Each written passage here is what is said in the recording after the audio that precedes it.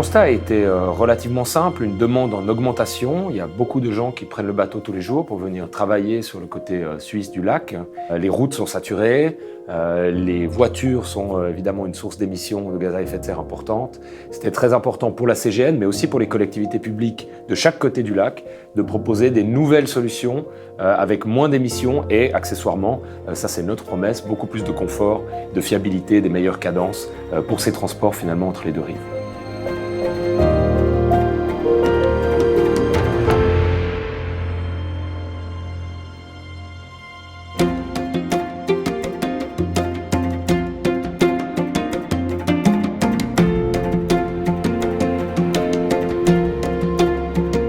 Aujourd'hui, c'est un jour important, c'est le premier jour de début de la phase d'exécution.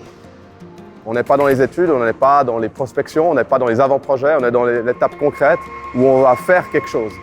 Et ces éléments de coque qui vont permettre de faire quelque chose, d'améliorer l'efficacité énergétique de notre flotte, d'améliorer finalement le transport public, d'augmenter l'offre.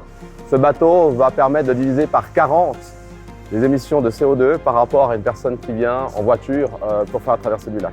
Donc on a reçu ces 6 premiers éléments de la coque, qui est composé au total de 12.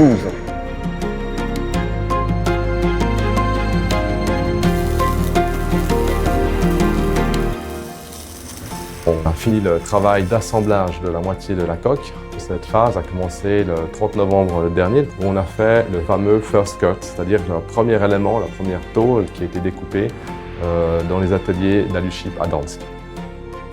C'est un bateau qui est construit entièrement en aluminium. L'avantage d'une construction en aluminium, c'est qu'elle permet d'être à peu près, pour un bateau comme ça, 100 tonnes plus légère qu'une construction en acier.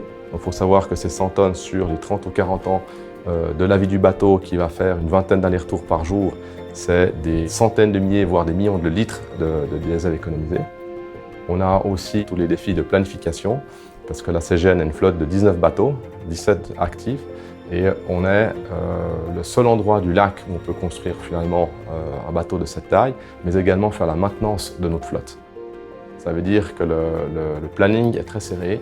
On a 13 mois pour terminer un bateau qui fait 60 mètres par à peu près 11 de haut.